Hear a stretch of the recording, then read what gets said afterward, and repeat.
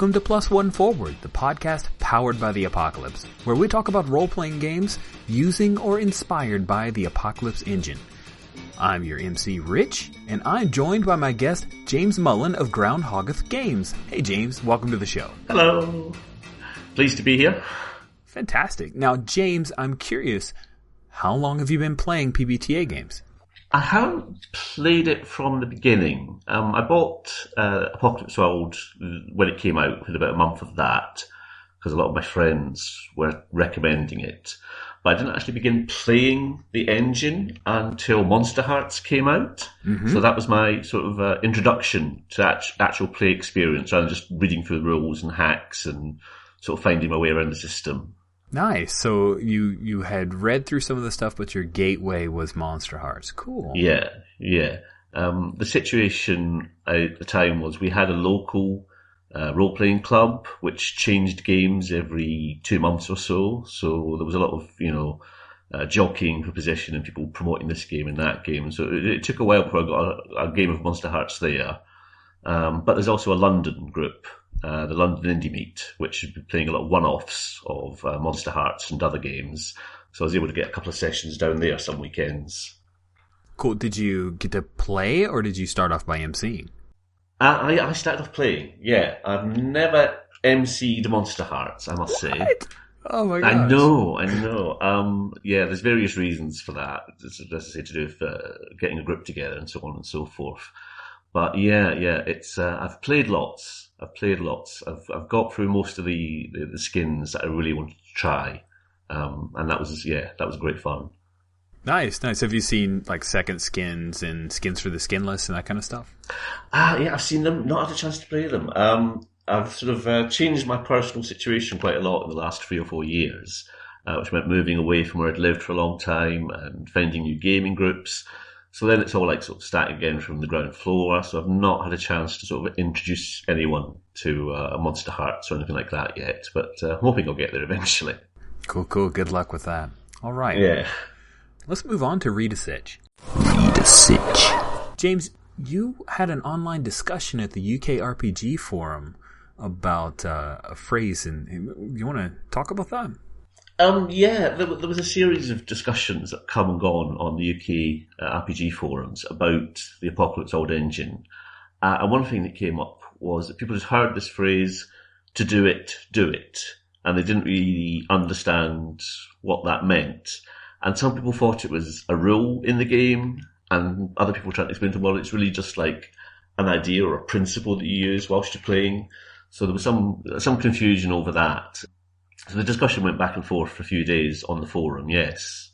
What does it mean to you? To me, it's all about sort of nailing your colours to the mast. That if you say, my character will confront this person, the MC will then turn around to you and say, okay, so are you going to push them? Are you going to threaten them? What are you going to do? So it's about encouraging you to sort of actually commit to the character's action.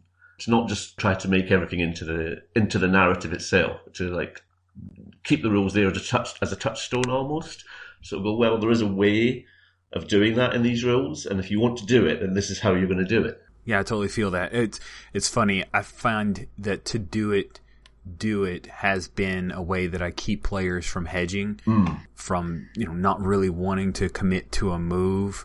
It's interesting to see people who come from play styles where it's much more antagonistic rather than the GM being a fan of the characters, and they get a little nervous when you're like, okay, are you going to do this thing? Like, are we going to go to dice? Yeah. So yeah. That's it. I love saying pick up the dice. That's one of my favourite things to do as an MC. Is just say, right, well, you said you're doing that, roll for it. Let's back that up with some numbers here. Yeah, it reminds me of a phrase from my college days. We played a lot of D&D, and one of my friends, Matt Qualls, he would say stuff to his brother, who was always our DM for a series of games. He would go, I hope he has stats, because we're going to throw down. I hope you have stats for that guy, because we're about to throw down. That was his threat move. Yeah, if you start it, they will kill it, yes. I was going to say, the discussion was getting a bit bogged down, because, like I say, some people thought it was an actual rule rather than a principle. So we got around that and explained it. It's really just like a guideline And some people were actually, I think, getting a bit surprised that it needed to be said, that you needed to instruct people that there are rules, and if you say, I draw my sword and swing at the monster, then that's going to have consequences in the game. You don't get to sort of backpedal and say, I just meant that's what my character was planning to do. I didn't mean I was actually going to do it. Oh, the planning to do. I love that. Yeah, the whole, it's like, what if I did draw my sword and wave at the monster? What would happen? And it's like, well, do it and you'll find out. What about when a player embraces that failure, understands you do it, and sometimes you fail? That is absolutely something I love. All kinds of games. I know a lot of people treat their characters as an avatar for themselves, and they regard success in the game as survival for their character. Mm-hmm. But what I much prefer is when people regard success in the game as having a good story for the character. And that might be a good story about how they become a hero who saves the kingdom from the dragon, but it might be, a good story about how they are oblivious to the fact that their wife's been cheating on them, and her new lover is coming round to beat in his head with a baseball bat at any minute. And then you say, the doorbell rings, what do you do? And they go, I go and open the door. Now that, to me, that's commitment to the story over the character. Yeah. And that's what I really like. So there's a newer game that just came out called Legend of the Elements. Mm. If you fail, you can actually spin chi, which is kind of the mechanic also for advancement. But you can spin chi to push that failure up to a mixed success, or push a mixed success to a full success.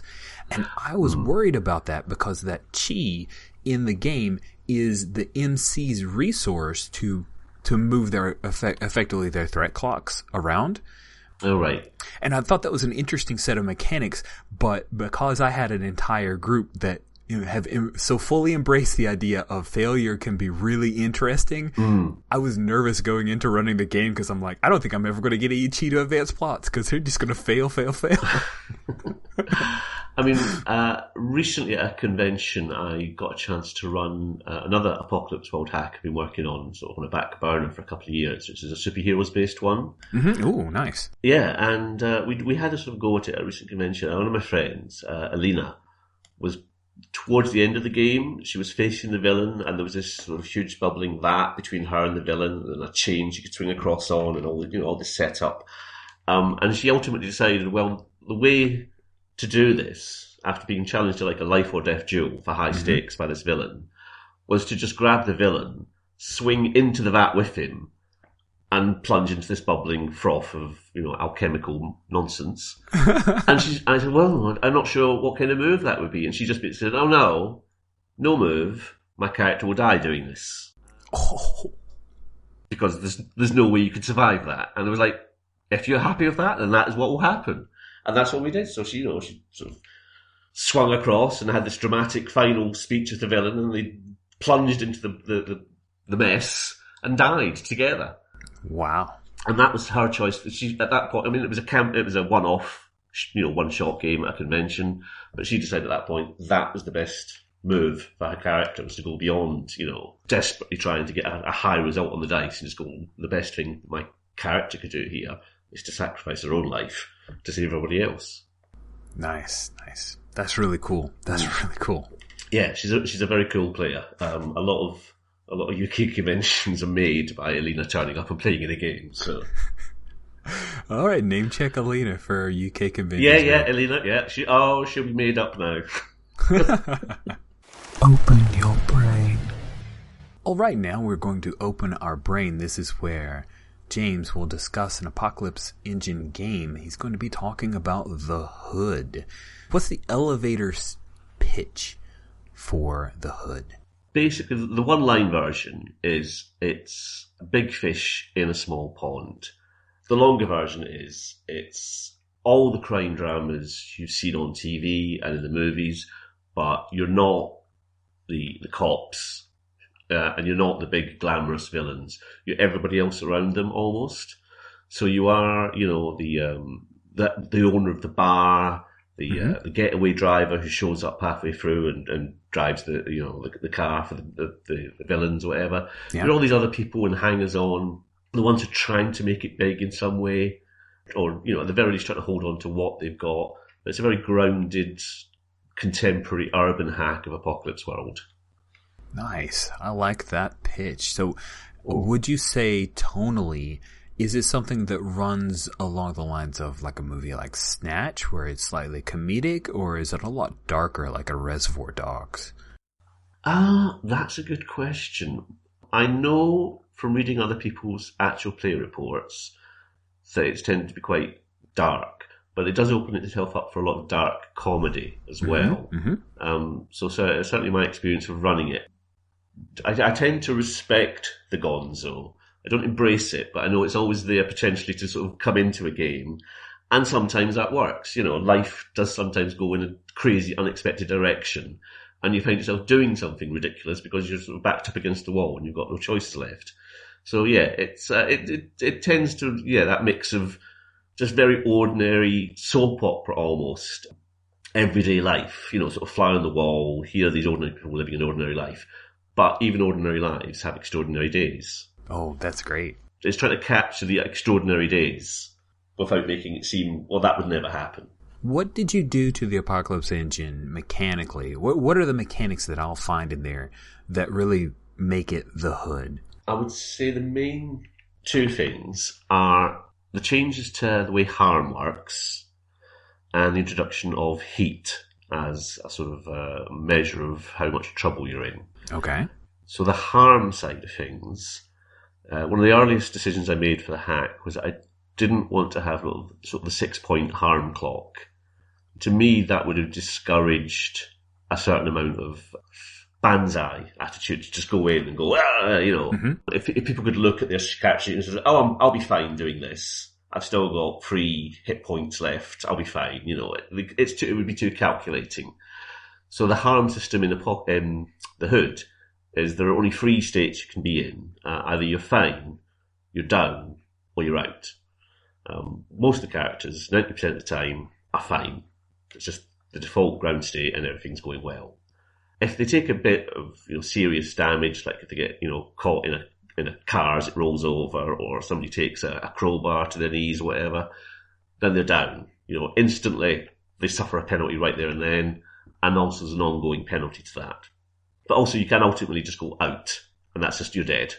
That's it. End of the story. There's a couple of get out clauses in some of the playbooks. So they're interesting playbooks to have in the group.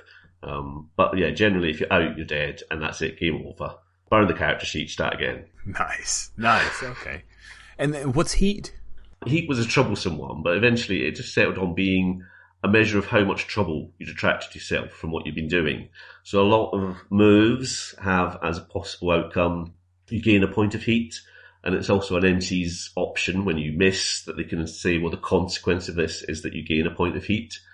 So basically when you reach 6 heat, something narrative happens to you that will take you out of play. So it basically is the harm clock in most respects, but it's not from physical damage, it's from the fact that you're storing stolen goods in your house, or you held up the post office at the weekend with a shotgun, and now people are looking. The police are in the area looking, or the other side of it, you've messed around on somebody else's patch. You've tried to muscle in on their territory, take a bit of their business away from them. They're more powerful. They've got contacts. They're pissed off, and they're sending somebody after you.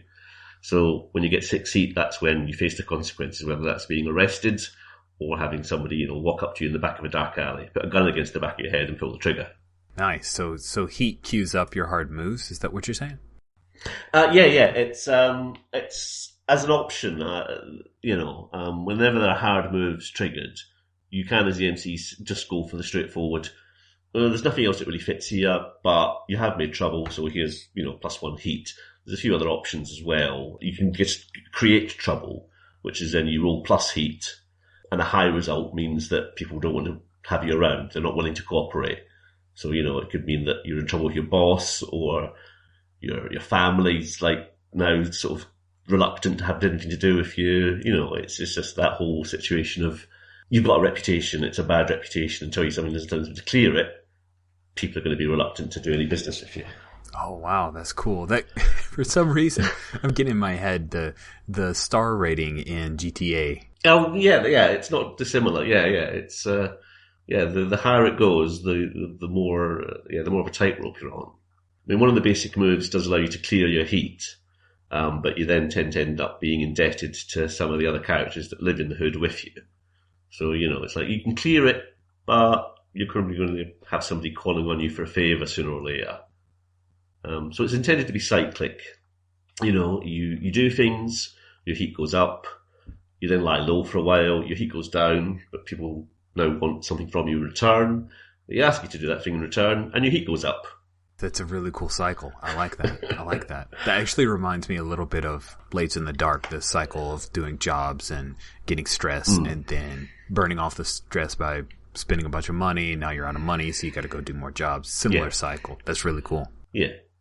I think it's good to have some kind of an economy in a game like that, where there is, something you've got to track that will go up and down, and you can never get off that wheel. You're always going to be chasing the reward and running away from the consequences. You're constantly on a wheel, trying to stay in the same place. So, running as fast as you can to not slip back, really. Maybe once in a while you'll get ahead of the game, but it means you have to run faster next time. Hey, James, in the hood, what's your favorite move and why? Unusually, I think one of my favourite moves is a peripheral move, which is that whenever you gain heat, you also mark experience. And that's one of the main ways of gaining experience in the game. There isn't the highlighting of stats that there are in other hacks. Okay. So it's very straightforwardly, heat is a bad thing. You don't want heat. If you get heat, the bad guys will come after you or the authorities will come to arrest you. But at the same time, gaining heat is the main way your character will learn. It was real struggle to come up with something that was that simple. I went through various iterations of how this relationship between heat and experience could work. But at the end of the day, the simplest one was just to say, if you get in bad enough trouble that now you're in, you have the authorities or the gangs coming after you, you've learned something in the process. You've gained some experience that you can then put towards, eventually new moves and stat increases and so forth. Nice. Is it a 1-for-1? So heat goes up by 1? Yeah. Nice. Yeah. And obviously you advance on 5 experience, and you burn out when your heat reaches about the same amount, actually. So, at some point you're going to have to go, I do need to just lie low at Auntie Beth's house for a weekend here and, not do anything criminal if I can possibly avoid it, because I'm about to go to prison, so... That introduces an interesting rising and falling action between advancements. That's cool. All right, you got me excited, James. I want to get this to the table. Could we go into Act Under Fire? Maybe you run a little bit of this for me? I will do my best. It is time to act under fire. Cool, man. I'm handing it to you. Let's do this. It's Sunday morning, 8 a.m. You've had a great night out the night before, but now you're waking up not in your own house. So where are you? Oh, I'm at my... So my name's Plessy, and I'm at my girl's house. My current girl. Oh, your girl. Okay, your current girl, yeah. Yeah. So as I say, it's 8 a.m. It's been a great night out the night before. Sunday morning, banging on the door downstairs. Who's going to be calling you at this time of the morning? You're looking around the place. It's a bit trashed. There's there's still the ash in the ashtray, the empty cans around the bed. Have you been doing anything else that maybe you shouldn't have been doing? Yeah, there might be a couple syringes on the bedside table, but they're clean. They're clean. Clean. So there's a banging down at the door, and it's getting more urgent. And your girl's waking up now, and she's like bleary-eyed and saying, "I'll go and get that." Well, this is your house, girl. She's out of it. If she goes down the front door at the moment, she's gonna just like. All right. she's half dressed. Do you really want the world seeing what she looks like half dressed? Not at the moment. No.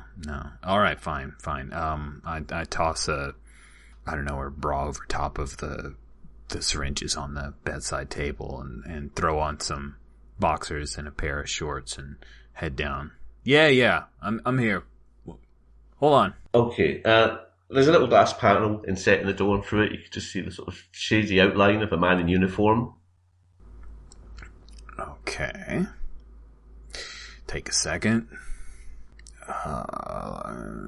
Look in the door. Hey. Open up, sir. Police. Sure.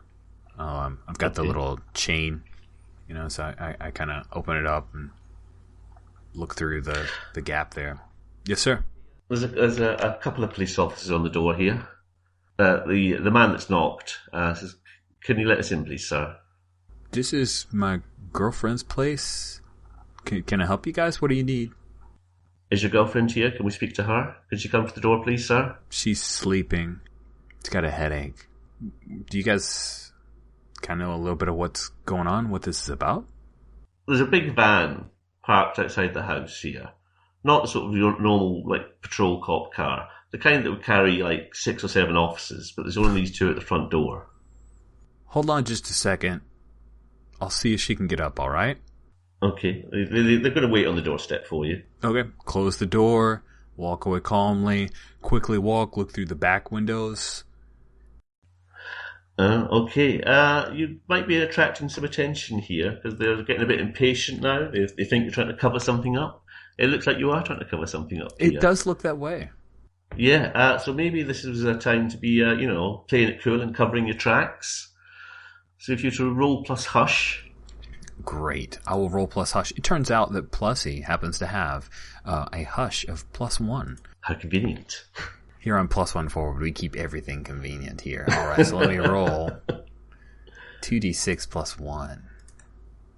All right, I rolled a 7 plus 1. That is an 8. Excellent. Okay. Well, I say excellent. That's not a complete failure. Yeah, see, I've got 3 options here. On a 7 to 9, I have to choose 2 of them. Yeah. It takes a long time. It can be traced back to me, or I need someone's help. Take a debt with them? Yeah, they take debt with you. Yeah, that's they're keeping track of the debt you owe to them. So, gotcha. So I'll owe them a debt. All right, that makes sense. I'm going to need someone's help. I think I'm going to go for it can be traced back to me. Okay, so you're going to try and make things cool in the house. It's you're looking at the back window. Yeah, there's definitely some activity in the back fence there. Mm-hmm. You can see some movement, some shadows. So it's yeah. If you're going to cover this whole thing up, the situation where you're in the house with all these syringes, you're going to need your girl's help to get you out of this. Yeah, that's what I'll do. I'll head up and ask her, hey, we gotta get rid of this. Cops are out. What are they doing here? It's Sunday morning. They don't come on a Sunday morning. That's totally unfair. I'm going to have a word with them. Sure. Why don't you go have a word with them? I'm going to clean up here. Yeah. Yeah, get rid of it all. Get rid of it all. Look, behind the sideboard there. Yeah, there's a loose panel. Just stick everything there. It'll be fine. They won't check there. Okay, great. I've hidden things from there lots of times. They won't look. Sure. Okay. Doing that. Okay, so you're stashing. She goes downstairs. There's a lot of talking going on downstairs now, and your mobile phone rings. I'll answer it. Yeah, it's me. It's a friend, who was at the club you were at last night. It's the same one who sold you all these little syringes you've been using so happily. Oh man, it's Chip. Yeah, Chip's yeah, you're right. Am I all right? Why are you asking? It's Sunday morning. Yeah. A lot of places have been hit this morning. I don't know. They've got some kind of operation going on. They're hitting a lot of places. Are you cool, dude? Is everything good there? No, it's not good. It's not good at all. There's 6 guys here, and they're talking to my girl, and shit. This is not good. Look, my operation's really under pressure here. I need you to take a fall for me on this. Why? Look, if they come to me, everything's bust. They can get you for using. That'll be fine. They'll make you do some community service or something. It won't be a big problem. But they come to me, they find the whole thing. It's not good. I need you to just, take one for the team here. Fess up.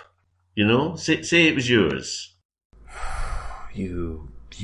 Oh man, you owe me. All right.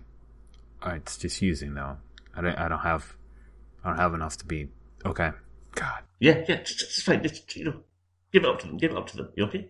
They'll get the little fish and they'll go away and they'll leave the estate alone. Okay? What if they try to work up the chain, man? I mean, what if they're going to try to put screws on me for you? What do you want me to do about that? I mean, look, if the operation here gets compromised, that's my livelihood, dude. And right. I put some business your way. Mm-hmm. It sounds like you're trying to get a better deal out of I am trying to get a better deal. Yeah. So maybe this is when you want to argue the toss with him. He's saying, what he wants you to do is take one for the team here and fess up and, admit to being a used at the very least. But you want to get something out of him in return, don't you? I do. I know he's got a really slick lawyer, and you can make this go easy on me and make sure that community service he's talking about will really happen. Oh, yeah. So, you could do this if he guarantees you won't go to prison or anything. Yeah. Well, if you want to get a guarantee out of him, you're going to have to argue the toss. That would be roll plus wise. Well, all right. My wise happens to be +1. I have just rolled a 12. Oh! Oh my! Oh, that's awesome. Okay, he's going to completely cave on this. Then he's folding like a deck of cards here. Look, Pussy. Okay, I understand. It's going to be hard.